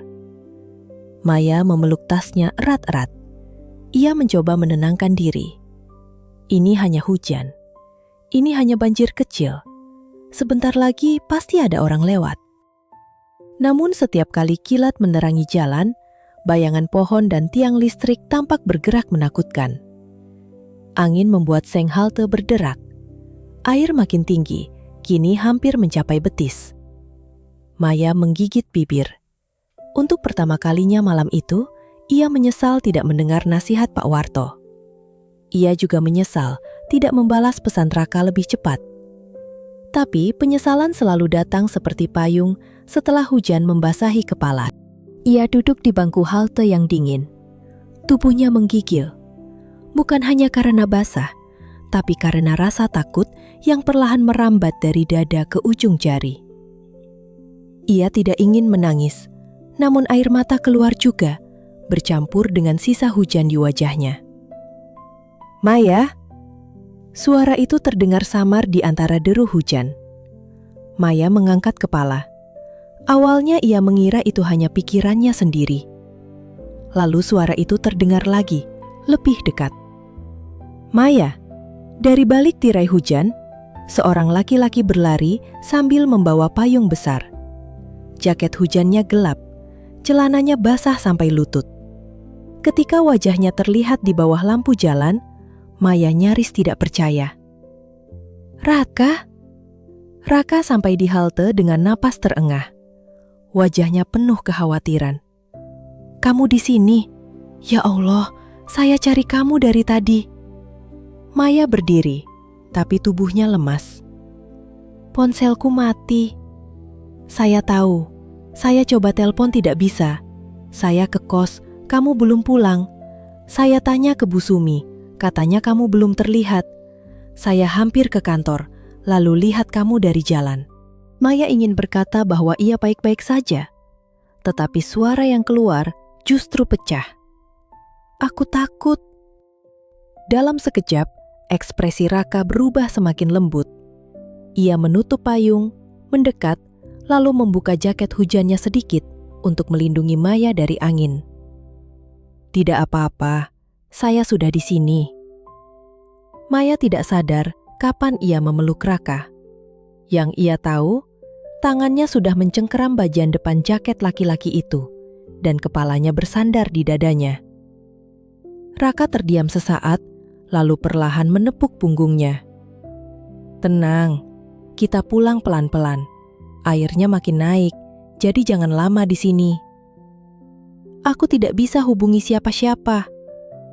Saya tahu, sekarang kamu tidak perlu hubungi siapa-siapa. Kamu jalan dengan saya. Kalimat sederhana itu membuat Maya menangis lebih keras. Bukan karena sedih saja, tetapi karena lega. Ada seseorang yang mencarinya. Ada seseorang yang memperhatikan kepulangannya. Ada seseorang yang tidak menganggap ketakutannya berlebihan. Raka melepas payung dari tangannya dan memberikannya kepada Maya. Kamu pegang ini. Lalu kamu? Saya pakai tudung jaket saja. Raka, kamu nanti sakit. Yang penting kamu tidak makin basah. Ayo. Maya ingin membantah, tetapi Raka sudah mengambil tasnya dan menggantungkan di bahu sendiri. Ia berjalan di sisi yang lebih dalam, menguji jalan dengan kaki sebelum Maya melangkah. Air hampir mencapai lutut di beberapa bagian. Arus kecil terasa mendorong betis. Raka menggenggam pergelangan tangan Maya, bukan dengan cara memaksa, melainkan memastikan ia tidak terpeleset. Pelan-pelan, pijak bagian sini, jangan dekat selokan. Maya mengikuti arahannya. Setiap suara petir membuatnya tersentak. Setiap kali itu pula, Raka menoleh. Lihat saya, bukan langit, katanya. Aku malu, aku seperti anak kecil. Takut bukan berarti anak kecil. Orang dewasa juga boleh takut. Di bawah payung yang bergoyang di terpa angin, Maya menatap punggung Raka. Bahunya basah, rambutnya terkena hujan. Namun ia tetap berjalan mantap, seolah semua dingin dan gelap malam itu tidak penting selama Maya bisa pulang. Ketika mereka melewati warung yang masih buka, pemiliknya memanggil, "Mas, Mbak, sini berteduh dulu." Raka mengangguk berterima kasih, tetapi melihat air di jalan makin deras. Sedikit lagi sampai daerah yang lebih tinggi. Kita lanjut ya Maya? Maya mengangguk. Ia sudah terlalu ingin sampai rumah. Langkah mereka lambat tetapi pasti. Setelah melewati perempatan, jalan mulai menanjak sedikit. Air berkurang. Di ujung gang kos, Maya akhirnya bisa bernapas lebih lega. Bu Sumi, pemilik kos, berdiri di teras dengan wajah panik. Maya, ya ampun, kamu dari mana saja? Mas Raka tadi bolak-balik tanya kamu. Maya tersenyum lemah. Maaf Bu, ponsel saya mati. Cepat masuk, mandi air hangat, nanti saya buatkan teh. Raka menyerahkan tas Maya. Masuk dulu, ganti baju, jangan sampai menggigil begini. Maya memandangnya. Kamu juga basah semua. Saya pulang sebelah, dekat. Tunggu. Raka berhenti. Maya ingin mengatakan banyak hal. Terima kasih karena mencarinya. Terima kasih karena tidak menyerah. Terima kasih karena membuat malam yang menakutkan terasa bisa dilewati. Namun semua kata terasa terlalu kecil. Terima kasih, ucapnya akhirnya. Raka tersenyum. Itu cukup. Tidak, rasanya tidak cukup. Kalau begitu, nanti saat kamu sudah hangat dan tidak menggigil, kamu boleh marah pada saya karena terlalu khawatir. Maya tertawa pelan, meski bibirnya masih bergetar. Malam itu, setelah mandi dan minum teh jahe buatan Bu Sumi, Maya duduk di tepi ranjang. Tubuhnya sudah lebih hangat, Tetapi hatinya masih bergetar mengingat wajah Raka yang basah oleh hujan. Ia mengambil ponsel yang sedang diisi daya. Begitu menyala, puluhan panggilan tak terjawab dari Raka muncul di layar. Maya menatap daftar itu lama-lama. Dimas dulu sering menghilang, lalu datang dengan alasan. Raka justru muncul sebelum diminta, bukan untuk mengambil tempat, tapi untuk memastikan ia selamat. Keesokan sore, Maya pulang lebih cepat. Kepalanya masih sedikit berat, tetapi ia tetap bekerja setengah hari karena laporan sudah selesai. Ketika melewati depan rumah Raka, ia tidak melihat laki-laki itu di tempat biasa. Biasanya Raka muncul dengan senyum menyebalkan, membawa kopi, atau pura-pura sedang menyiram tanaman, padahal jelas menunggu Maya lewat. Hari itu gerbang rumahnya tertutup. Lampu teras menyala, tapi suasana sepi. Maya mencoba tidak peduli. Mungkin Raka sedang bekerja, mungkin keluar, mungkin tidur. Namun semakin lama ia berada di kamar, semakin pikirannya gelisah. Bayangan Raka kehujanan semalam terus muncul. Ia ingat bahunya yang basah dan wajahnya yang menahan dingin. Akhirnya Maya berdiri. Ia mengambil rantang kecil dari lemari, lalu mengisi dengan soto ayam yang dibelinya di dekat kantor. Ia juga membuat wedang jahe instan, meski rasanya tidak seenak buatan Bu Sumi. Ini cuma balas budi, gumamnya kepada diri sendiri. Bukan karena khawatir berlebihan. Ia keluar kos dan menekan bel rumah Raka. Tidak ada jawaban. Ia menekan lagi. Masih sepi. Jangan bilang aku harus memanjat lagi, bisiknya. Pintu kecil di gerbang ternyata tidak terkunci rapat. Maya ragu sejenak, lalu mendorongnya pelan. Raka, permisi. Tidak ada suara. Ia masuk ke halaman. Dari lantai 2 terdengar batuk pelan. Maya langsung menegang. Ia menaiki tangga luar yang menuju balkon samping. Jalan yang pernah ditunjukkan Raka jika suatu saat ada keadaan darurat. Pintu kamar Raka sedikit terbuka. Maya mengetuk. Raka? Suara lemah menjawab dari dalam. Masuk. Maya membuka pintu dan mendapati Raka berbaring di tempat tidur, berselimut tebal sampai dagu. Wajahnya merah, bibirnya pucat, dan rambutnya berantakan. Ia mencoba tersenyum saat melihat Maya. Wah, tamu kehormatan. Maya meletakkan rantang di meja, lalu mendekat dan menyentuh keningnya. Panas, sangat panas. Raka, kamu demam. Cuma sedikit. Sedikit dari mana? Ini seperti kompor angkringan. Raka tertawa kecil, lalu patuk. Perbandinganmu selalu menarik. Kenapa tidak bilang? Ponsel saya mati, dan saya pikir kamu masih istirahat. Kamu sakit karena aku. Saya sakit karena hujan. Hujan bukan kamu. Kalau kamu tidak mencariku, kamu tidak akan kehujanan. Kalau saya tidak mencarimu, saya tidak akan tenang. Maya terdiam. Kalimat itu terlalu tulus untuk dibalas dengan omelan. Ia menarik kursi ke samping tempat tidur, membuka selimut tebal Raka sedikit. Jangan terlalu tebal, nanti panasmu makin tinggi. Aku ambil air hangat. Aku kedinginan. Boleh pakai selimut, tapi jangan membungkus diri seperti lemper. Raka tersenyum lemah. Galaknya kembali. Maya keluar mencari dapur. Ia menemukan baskom kecil, air hangat, dan handuk bersih. Ketika kembali, ia duduk di sisi tempat tidur dan mulai mengompres kening Raka. Gerakannya canggung pada awalnya, tetapi lama-lama lebih tenang. Raka memejamkan mata. Tangan kamu dingin. Bagus, berarti membantu. Bukan. Maksud saya, kalau kamu terlalu lama di sini, nanti kamu ikut sakit. Aku tidak selemah itu. Saya juga kemarin bilang begitu. Maya menatapnya tajam. Jangan banyak bicara. Orang sakit harus hemat tenaga. Baik, Bu Dokter Sambal. Masih bisa bercanda, berarti belum parah. Namun di balik omelannya, Maya merasa cemas. Ia menyuapi Raka soto ayam sedikit demi sedikit, memastikan ia minum obat pelurun panas, lalu mengganti kompresnya beberapa kali. Raka tidak banyak melawan. Sesekali ia membuka mata dan memperhatikan Maya dengan tatapan lembut yang membuat Maya pura-pura sibuk mengaduk wedang jahe. "Kenapa lihat begitu?" tanya Maya. "Baru sadar kamu bisa sangat perhatian." "Aku memang perhatian, kamu saja yang sering membuatku galak."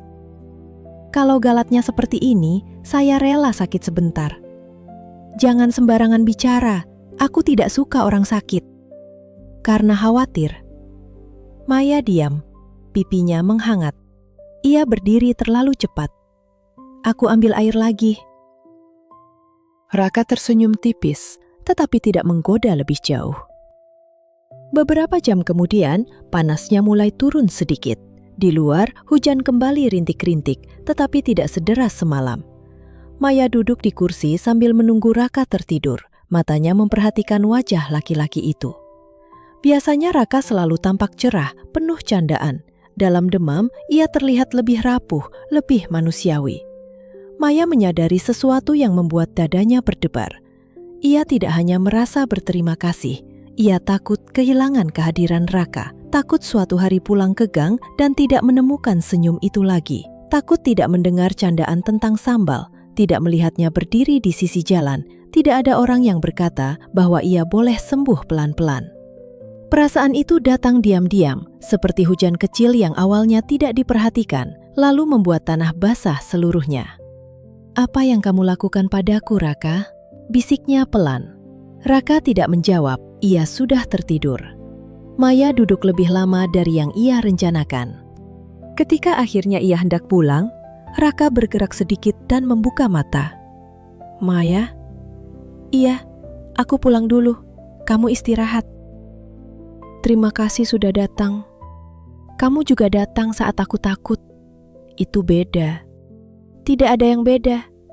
Kalau kamu bisa ada untukku, aku juga bisa ada untukmu." Raka menatapnya lama. "Hati-hati pulang. Rumahku sebelah. Tetap hati-hati." Maya tersenyum. "Iya." Sebelum keluar, ia menoleh sekali lagi. Raka sudah memejamkan mata, tetapi sudut bibirnya tersenyum. Maya menutup pintu perlahan.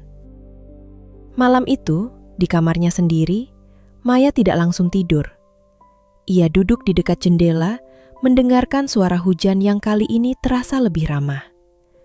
Ia menyentuh dadanya, seolah ingin memastikan debar itu nyata. Ia belum siap menyebutnya cinta. Kata itu masih terlalu besar, terlalu berat, dan terlalu menakutkan. Tapi ia tidak bisa lagi menyangkal bahwa Raka telah menempati ruang kecil di hatinya. Ruang yang awalnya ia kunci rapat setelah Dimas pergi. Ruang yang diam-diam terbuka karena kesabaran, tawa, payung di tengah hujan, dan demam yang membuatnya sadar bahwa ia pun bisa khawatir sedalam itu. Maya memejamkan mata. Untuk pertama kalinya setelah sekian lama, ia tidak berdoa agar hatinya kebal. Ia hanya berdoa agar jika benar perasaan ini tumbuh, ia diberi keberanian untuk tidak lari darinya. Hari-hari setelah Raka sakit, berjalan seperti benang yang pelan-pelan ditenun menjadi kain baru. Tidak ada pernyataan besar, tetapi Maya merasakan perubahan itu dalam hal-hal kecil. Raka kembali menunggunya di ujung gang setelah demamnya reda. Bedanya, Maya tidak lagi berpura-pura kesal setiap kali melihatnya. Sore itu, ia keluar dari kantor dengan map di tangan dan tas di bahu. Di depan gedung, Raka sudah berdiri di samping motornya sambil membawa 2 gelas es dawet. "Kamu ini tidak punya kerjaan lain?" tanya Maya meski bibirnya tersenyum. "Punya, tapi menjemput kamu termasuk pekerjaan penting." Maya mengambil es dawet yang disodorkan. "Kamu terlalu rajin. Lebih baik rajin daripada menghilang tanpa kabar." Kalimat itu tidak dimaksudkan untuk menyindir, tetapi Maya tetap terdiam. Raka menyadarinya dan langsung melembutkan suara. "Maaf, saya tidak bermaksud mengingatkan kamu pada apapun." "Tidak apa-apa." Maya menusuk sedotan ke gelas plastik. "Aku memang harus belajar bahwa tidak semua kalimat akan menjadi luka." Di perjalanan pulang, mereka berhenti di warung soto dekat jalan kecil. Hujan baru saja berhenti, udara masih basah, dan aroma kuah panas membuat perut Maya terasa hangat bahkan sebelum sendok pertama menyentuh lidah. Maya memperhatikan Raka yang sedang meniup sendoknya sebelum makan. Laki-laki itu sudah berkali-kali menunjukkan perhatian tanpa membuatnya merasa berutang. Ia datang saat Maya takut, menerima ketika Maya marah, dan menunggu tanpa memaksa. Perlahan, Maya mulai merasa kehadiran Raka membuat pertahanannya tidak perlu setinggi dulu. Namun setiap kali perasaan itu tumbuh terlalu jelas, bayangan Dimas muncul seperti noda lama di kaca. Maya ingat bagaimana awalnya Dimas juga baik, bagaimana ia juga pernah menunggu, mengantar pulang, membawakan makanan. Lalu semua berubah. Atau mungkin bukan berubah, hanya topengnya yang akhirnya lepas. "Kamu melamun," kata Raka. "Aku cuma mikir laporan kantor." "Kalau laporan kantor membuat wajahmu seperti itu, sebaiknya laporan itu dilaporkan ke polisi." Maya hampir tertawa, lalu menahan diri. "Tidak lucu." "Saya tahu, tapi kamu tersenyum sedikit." Maya mengaduk sambal di mangkuk kecil. "Raka, kamu serius dengan semua ini?" Raka menatapnya dengan tenang. "Dengan kamu?" Maya mengangguk. Jantungnya tiba-tiba berdetak lebih cepat. Sangat serius. "Kenapa?" "Karena saya nyaman denganmu. Karena kamu keras kepala, tapi tulus. Karena kamu bisa marah sambil tetap peduli. Karena kamu tidak pura-pura kuat setiap saat, walau sering mencoba. Dan karena sejak malam sambal itu, saya merasa hidup saya tidak akan biasa-biasa saja lagi kalau ada kamu." Maya menunduk. Kuah sotonya berasa pelan di antara mereka. "Aku belum bisa menjawab apa-apa," katanya. "Saya tahu. Aku takut. Saya juga tahu. Kalau kamu tahu, kenapa masih bertahan?" Raka meletakkan sendoknya. "Karena saya tidak sedang menunggu jawaban seperti orang menunggu nomor antrean. Saya sedang mengenal kamu. Kalau suatu hari kamu siap, saya bersyukur. Kalau belum, saya tetap ingin kamu sembuh dengan cara yang baik." Kata-kata itu terlalu lembut. Maya takut mempercayainya, tapi lebih takut lagi jika terus-menerus menolak sesuatu yang sebenarnya baik hanya karena pernah disakiti sesuatu yang buruk. Pada suatu Sabtu malam, Lila datang ke kos Maya dengan mata berbinar. Ia membawa tas kecil dan wajah penuh rencana. "Mai, malam ini kamu tidak boleh menolak." Kalau kalimatnya dimulai begitu, biasanya aku harus menolak. Raka mengundang kita ke acara kecil di rumahnya. Temannya dari Semarang ulang tahun. Katanya cuma makan-makan, ngobrol, tidak ramai. Maya ragu. Rumah Raka memang sebelah, tetapi menghadiri acara bersama teman-temannya terasa seperti langkah yang lebih dekat. Seperti masuk ke bagian hidup Raka yang lebih luas. "Kalau aku tidak nyaman, kita pulang cepat," kata Maya. "Setuju, tapi pakai baju yang bagus sedikit. Jangan seperti mau audit gudang." Maya akhirnya menyerah. Ia memakai blus warna krem dan rok panjang sederhana. Saat mereka tiba di rumah sebelah, Raka benar-benar terdiam beberapa detik. Di ruang tamu sudah ada dua temannya, Arif, laki-laki berkacamata yang ramah, dan Bagus yang lebih banyak bercanda. Ada juga nasi liwet, ayam bakar, perkedel, sambal terasi, dan kue lapis di meja. Raka membuka pintu lebih lebar. "Kamu datang. Memangnya kamu kira aku cuma legenda? Saya kira kamu akan mencari alasan." "Nyaris." Raka tertawa. Matanya tidak lepas dari Maya. "Kamu cantik malam ini." Lila langsung berdehem keras. "Aku juga ada di sini, Mas Raka." "Lila juga cantik. Tapi nanti kalau saya terlalu memuji, Maya bisa mengambil sambal." Semua tertawa. Acara itu memang sederhana. Tidak ada musik keras seperti dulu. Hanya obrolan, makanan, dan permainan kecil. Bagus mengusulkan permainan tanya jawab. siapa yang tidak mau menjawab harus makan 1 sendok sambal.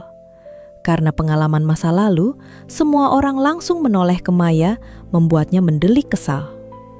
Lalu giliran botol kosong yang mereka putar berhenti mengarah ke Maya. Bagus tersenyum jahil. Pertanyaan untuk Maya, apa hal dari Raka yang paling kamu suka tapi belum pernah kamu katakan? Maya langsung tersedak minumannya. Raka menatap Bagus dengan mata memperingatkan, tetapi Bagus hanya mengangkat bahu seolah tidak bersalah. Pertanyaan macam apa itu? Kata Maya. Pertanyaan jujur. Kalau tidak mau jawab, silahkan sambal. Maya melihat sambal terasi di piring kecil. Aromanya tajam dan jelas tidak main-main. Ia melirik Raka. Laki-laki itu tidak tampak menuntut. Justru ia berkata pelan. Tidak perlu dijawab kalau kamu tidak nyaman. Maya tidak tahu mengapa kalimat itu membuatnya ingin menjawab.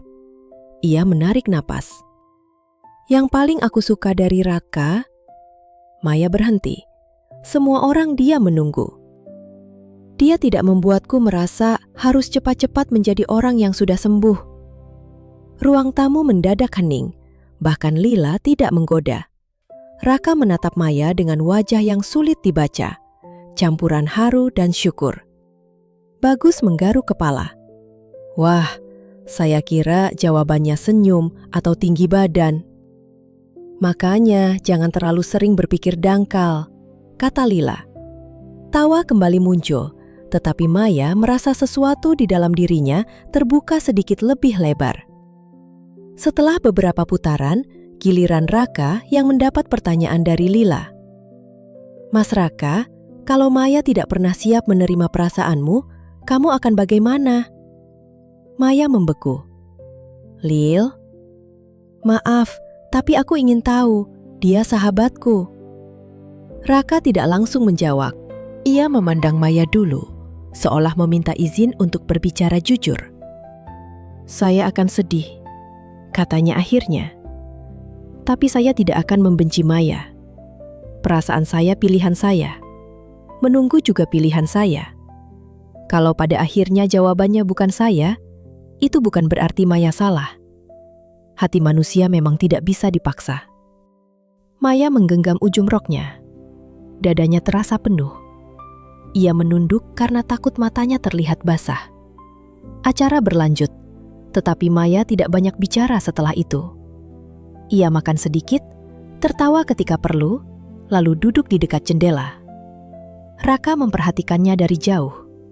Saat Lila mulai asyik berdebat dengan Bagus tentang film horor, Raka mendekati Maya.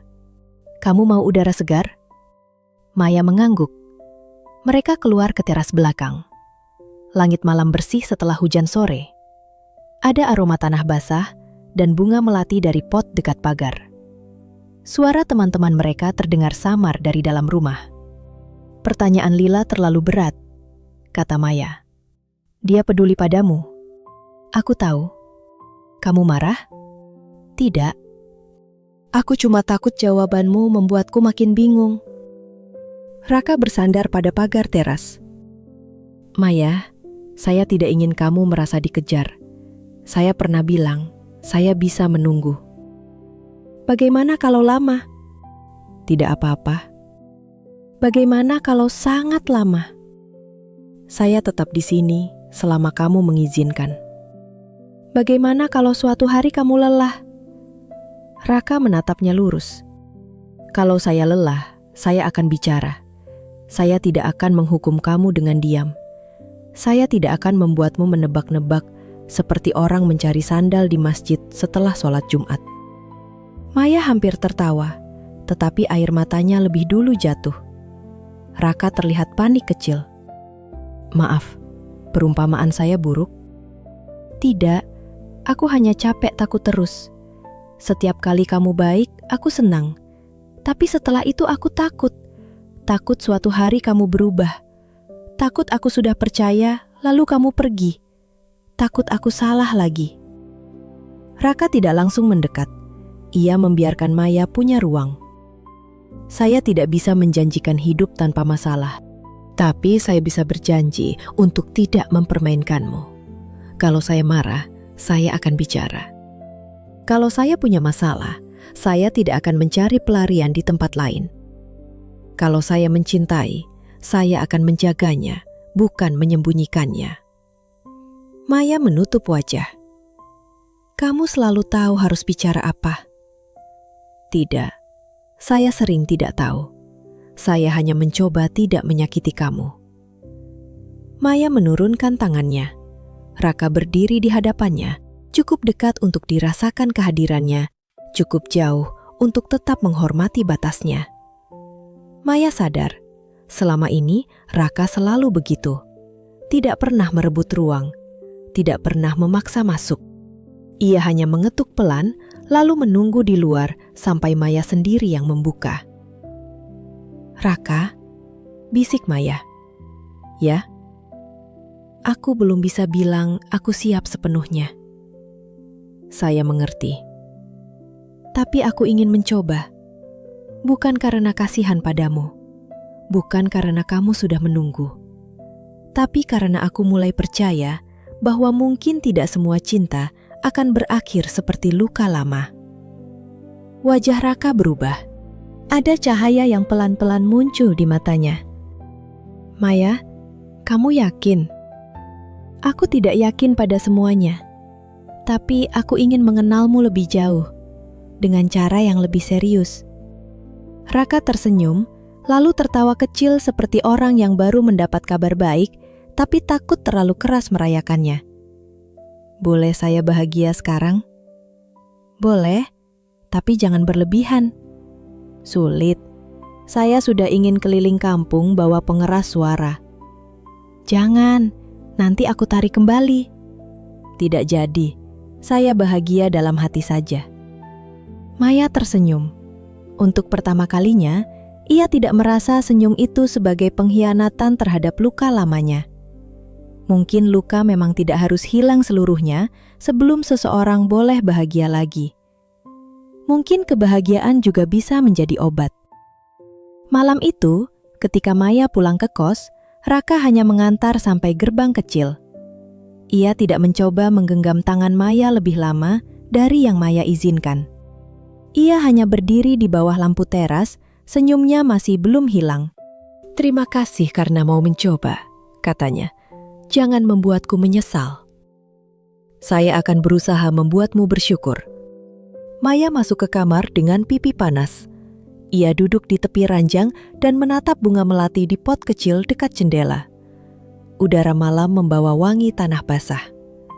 Hatinya masih takut, tetapi takut itu tidak lagi berjalan sendirian. Ada rasa hangat yang menemaninya. Beberapa hari kemudian, Raka mengirim pesan sebelum berangkat rapat ke Solo. Selamat pagi, jangan lupa sarapan. Hari ini saya pulang agak malam, jadi mungkin tidak bisa menunggu di gang. Tapi kalau kamu pulang malam, kabari saya. Maya membaca pesan itu berkali-kali, lalu ia mengetik balasan. Aku sarapan nanti, jangan lupa makan juga. Dan Raka, hati-hati di jalan. Ia hampir menekan kirim, lalu menambahkan satu kalimat. Aku senang kamu ada. Setelah pesan terkirim, Maya menutup wajah dengan kedua tangan. Pipinya panas, tapi hatinya ringan. Di seberang sana, ia membayangkan Raka tersenyum lebar, seperti anak kecil diberi mainan baru. Benar saja, beberapa detik kemudian, balasan datang. Saya juga senang kamu membiarkan saya ada. Maya tertawa sendiri. Untuk pertama kalinya, ia tidak takut pada rasa hangat yang tumbuh. Ia masih belum tahu kapan ia akan benar-benar siap memberi jawaban penuh. Namun ia tahu satu hal, Raka tidak lagi berdiri di luar pagar hatinya. Maya sudah membuka pintu sedikit dan bukannya merusak apapun, laki-laki itu masuk dengan langkah paling hati-hati yang pernah ia kenal. 2 tahun berlalu, sejak Maya pertama kali mengizinkan Raka masuk lebih jauh ke dalam hidupnya. Hubungan mereka tidak selalu manis seperti teh melati. Mereka pernah salah paham, pernah saling diam karena lelah, pernah bertengkar kecil soal hal remeh. Namun yang membuat Maya yakin adalah cara Raka kembali. Ia tidak pernah menghilang. Jika ada masalah, ia bicara. Jika salah, ia meminta maaf tanpa bersembunyi di balik alasan. Sore itu mereka duduk di atap rumah Raka. Dari sana, lampu gang mulai menyala dan suara azan maghrib terdengar lembut. Maya bersandar pada bahu Raka. Tidak terasa, kata Raka pelan. Sebentar lagi, 2 tahun kita bersama. Maya tersenyum. Kalau dihitung dari sejak kamu kena sambal, lebih lama lagi. Maya ikut tertawa, lalu terdiam. Raka, aku ingin pulang ke rumah ibu dan bapak minggu depan. Raka langsung menoleh. Ke desa. Maya mengangguk. Keluarganya tinggal di sebuah desa di lereng Merapi bagian utara, tidak jauh dari Magelang. Rumah masa kecilnya berdinding bata putih dengan halaman luas, pohon mangga di samping sumur, dan suara ayam yang selalu membangunkan orang lebih cepat daripada alarm ponsel. Ibu sudah beberapa kali tanya kapan aku pulang. Bapak juga ingin bertemu kamu langsung. Selama ini kamu cuma jadi cerita di telepon. Raka duduk lebih tegak. Bertemu orang tuamu, kenapa rasanya lebih menegangkan dari ujian? Maya memukul pelan lengannya. Jangan berlebihan. Kalau ujian gagal, bisa mengulang. Kalau calon mertua tidak suka, saya harus apa? Siapa yang bilang calon mertua? Raka tersenyum. Saya hanya menangkap harapan di balik kalimatmu. Hari keberangkatan datang dengan langit cerah. Mereka naik mobil sewaan kecil karena Raka bersikeras membawa bakpia, salak, kain batik untuk ibu Maya, dan kopi lokal untuk bapaknya. Mereka tiba menjelang sore. Begitu mobil berhenti di depan rumah, Busri keluar dari teras. Wajahnya bulat, senyumnya hangat, dan matanya langsung berkaca-kaca begitu melihat Maya. Maya! Ibu! Maya berlari kecil dan memeluk ibunya. Dari belakang, Pak Harto keluar dengan sarung kotak-kotak dan kaos putih. Wajahnya keras khas orang desa yang terbiasa bekerja di kebun, tetapi matanya lembut saat melihat putrinya. Sudah pulang juga kamu, Nduk, katanya. Maya memeluk bapaknya. Kangen, Pak. Kalau kangen, pulangnya jangan cuma kalau disuruh. Raka berdiri beberapa langkah di belakang, tampak canggung sambil memegang dus bakpia. Laki-laki yang biasanya pandai bercanda itu kini seperti siswa baru yang dipanggil kepala sekolah. Bu, Pak, ini Raka. Raka maju, menunduk sopan, lalu menyalami tangan Busri dan Pak Harto. Assalamualaikum, saya Raka, Bu, Pak. Terima kasih sudah menerima saya. Busri tersenyum. Waalaikumsalam. Jadi ini Raka yang sering diceritakan Maya. Pak Harto menatapnya agak lama. Yang katanya sabar menghadapi anak saya. Raka melirik Maya sebentar. Saya yang banyak belajar sabar dari Maya, Pak. Maya hampir tersedak. Jawaban itu terdengar terlalu manis, tetapi berhasil membuat Busri tertawa kecil. Pak Harto mengangguk pelan, belum sepenuhnya lunak, tapi tidak menolak. Malam itu mereka makan bersama di ruang tengah. Busri memasak sayur lodeh, ayam goreng lengkuas, sambal tomat, tempe mendoan, dan lalapan dari kebun sendiri. Maya makan dengan lahap sampai Raka berbisik. Sekarang saya tahu dari mana kamu dapat kekuatan melempar sambal. Maya menendang pelan kakinya di bawah meja. Raka menahan tawa. Setelah makan, Maya mencuci piring bersama ibunya. Di ruang tengah, Raka duduk bersama Pak Harto. Maya diam-diam memasang telinga. Ia mendengar bapaknya bertanya tentang pekerjaan Raka, keluarganya, dan niatnya. Raka menjawab dengan tenang. Ia tidak menjanjikan hidup tanpa susah. Ia hanya berkata ingin menjaga Maya dengan cara yang jujur. Dan jika suatu hari diberi kepercayaan lebih, ia akan menjadikan Maya rumah, bukan tempat singgah. Busri menoleh. Kamu bahagia dengan dia? Maya melihat ke ruang tengah. Raka sedang mendengarkan Pak Harto bercerita tentang kebun cabai yang gagal panen. Wajahnya serius, seolah cerita itu sama pentingnya dengan rapat besar. "Iya, Bu," bisik Maya. "Aku bahagia dan tenang." Bu Sri mengusap bahu Maya. "Tenang itu penting, Dok. Cinta yang baik tidak membuat kita terus-terusan cemas." Nasihat ibunya sederhana, tetapi menancap dalam. Dulu bersama Dimas, Maya sering cemas. Bersama Raka, ia tetap punya takut, tetapi tidak sendirian menghadapi takut itu. Keesokan paginya, Raka sudah bangun lebih dulu.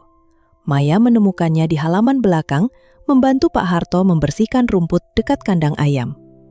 "Kamu yakin tidak salah tempat? Ini bukan proyek arsitektur," goda Maya. Raka berdiri sambil menyeka keringat. "Justru ini survei lapangan. Saya sedang mempelajari struktur kebahagiaan keluarga Prameswari." Pak Harto yang mendengar itu tertawa pendek. Maya terkejut karena tawa bapaknya tidak mudah keluar untuk orang baru. Sore menjelang, Maya diminta ibunya membantu mengambil daun pisang di belakang rumah. Ketika ia kembali ke halaman depan, suasana terasa aneh. Sepupu-sepupunya berdiri terlalu rapi. Bu Sri membawa nampan berisi bunga melati. Pak Harto berdiri di dekat pohon mangga dengan wajah yang berusaha tegas, tapi gagal menyembunyikan haru. "Maya," panggil salah satu sepupunya. "Tutup mata dulu." Maya curiga. "Raka di mana?" Tidak ada yang menjawab. Jantung Maya mulai berdebar. Ia membiarkan adik sepupunya menutup matanya dengan selendang batik. Tangan-tangan kecil menuntunnya berjalan ke halaman. Ketika selendang dibuka, Maya tidak langsung mampu berkata apa-apa. Di bawah pohon mangga tua, Raka berlutut dengan sebuah kotak kecil di tangannya. Di sekelilingnya, lampu-lampu kecil digantung dari ranting ke ranting. Kain batik dibentangkan di belakangnya, dihias bunga melati dan daun pisang. Tidak mewah seperti acara di hotel, tetapi hangat seperti rumah. "Maya Prameswari," ucap Raka pelan. "Dulu kita bertemu dengan cara yang tidak biasa. Kamu datang membawa marah, saya pulang membawa noda sambal. Waktu itu saya tidak tahu bahwa kejadian memalukan itu akan membawa saya kepada perempuan yang membuat hidup saya berubah." Maya menutup mulut dengan tangan. Air matanya mulai jatuh. "Saya tahu kamu pernah terluka. Saya tahu kamu butuh waktu untuk percaya lagi. Terima kasih karena kamu mengizinkan saya menunggu dan mencintaimu dengan cara yang pelan. Selama ini, saya tidak pernah merasa menunggu kamu sebagai beban. Saya merasa itu kesempatan untuk membuktikan bahwa cinta tidak harus terburu-buru agar menjadi nyata." Raka membuka kotak kecil itu. Di dalamnya ada cincin sederhana dengan batu kecil yang berkilau lembut. "Saya sudah meminta restu ibu dan bapak. Saya tidak menjanjikan hidup tanpa hujan, tanpa lelah, atau tanpa masalah. Tapi saya berjanji, ketika hujan turun, saya akan berjalan bersamamu. Ketika kamu takut, saya tidak akan menertawakanmu. Ketika kamu kuat, saya akan bangga. Ketika kamu rapuh, saya akan menjaga."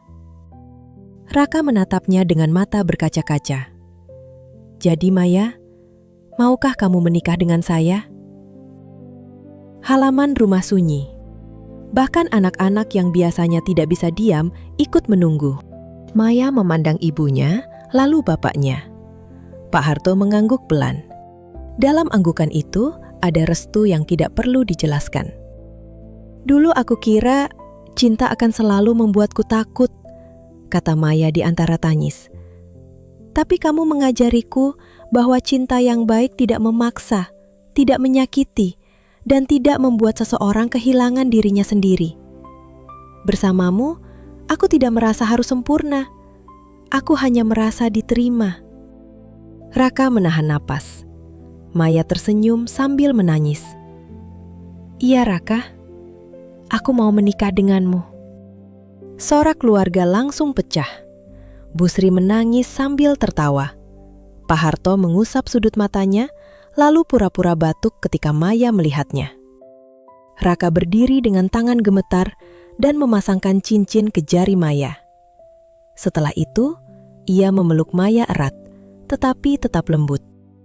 "Terima kasih," bisiknya. "Terima kasih sudah memilih saya." "Aku juga terima kasih karena kamu tidak pergi."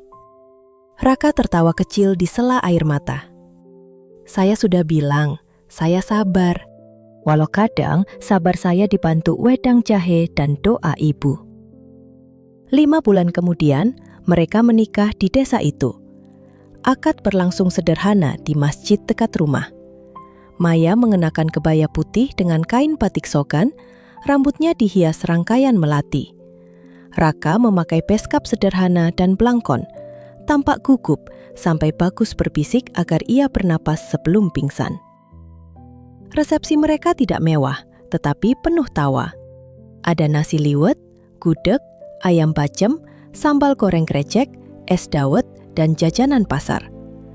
Pak Slamet datang jauh-jauh dari Jogja, membawa sate sebagai hadiah, lalu menggoda bahwa kalau bukan karena sambalnya, mungkin undangan ini tidak pernah ada. Maya dan Raka saling pandang, lalu tertawa.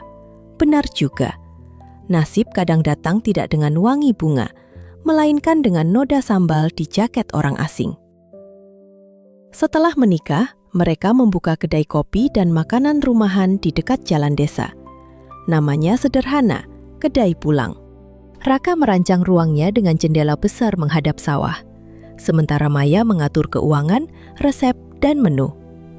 Ada kopi tubruk, teh jahe, pisang goreng, soto ayam, dan tentu saja sate dengan sambal kacang yang selalu dipisah.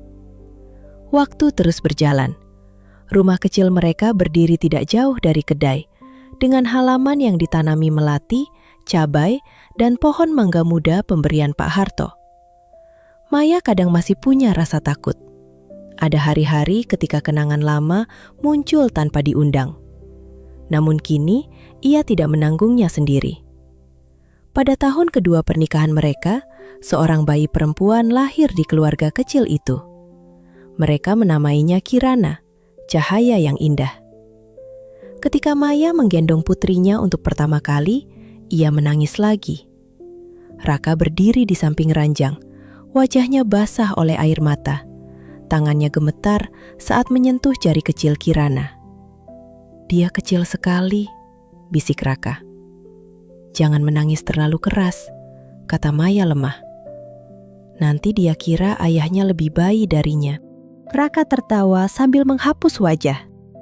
"Saya hanya terlalu bahagia." Suatu sore setelah kedai tutup, Maya duduk di teras bersama Raka. Kirana tidur di ayunan kecil. Langit berwarna jingga, sawah di kejauhan memantulkan cahaya matahari terakhir. "Apa kamu pernah menyesal?" tanya Raka tiba-tiba. Maya menoleh. Menjawab ia di bawah pohon mangga waktu itu. Raka mengangguk. Maya menatapnya lama, lalu tersenyum. "Tidak, tapi aku menyesal pernah melempar sambal terlalu cepat." Raka pura-pura memegang dada. "Luka lama dibuka lagi. Kalau aku tidak melempar sambal, mungkin kita tidak akan duduk di sini. Berarti sambal itu berjasa. Jangan terlalu bangga, itu tetap kesalahan." Raka menggenggam tangan Maya. "Kesalahan yang membawa saya pulang." Maya menyandarkan kepala di bahunya. Dulu ia mengira dikhianati berarti akhir dari kemampuannya untuk percaya. Ternyata itu hanya akhir dari jalan yang salah. Setelah itu, hidup membawanya melewati pertemuan memalukan, malam hujan, demam, kesabaran, dan akhirnya cinta yang tidak perlu ia ragukan setiap hari. Dalam hidup, tidak semua kejadian buruk benar-benar buruk. Kadang yang terasa seperti aib justru menjadi pintu. Kadang salah lempar bisa mempertemukan seseorang dengan hati yang tepat. Kadang kehilangan orang yang tidak setia adalah cara Tuhan mengosongkan ruang untuk orang yang lebih tulus datang. Maya memejamkan mata saat Raka mencium puncak kepalanya. Di samping mereka, Kirana bergerak kecil dalam tidurnya. Malam turun perlahan, membawa wangi melati dan suara desa yang tenang. Dan di sana, di rumah yang dibangun bukan hanya dari bata dan kayu, tetapi dari kesabaran, kejujuran, dan cinta yang dipilih setiap hari, Maya akhirnya mengerti bahwa bahagia bukan berarti tidak pernah terluka. Bahagia adalah ketika seseorang melihat seluruh lukamu, lalu tetap memilih menggenggam tanganmu, bukan untuk menarikmu paksa, melainkan untuk berjalan bersamamu sampai kamu berani percaya bahwa jalan di depan masih indah.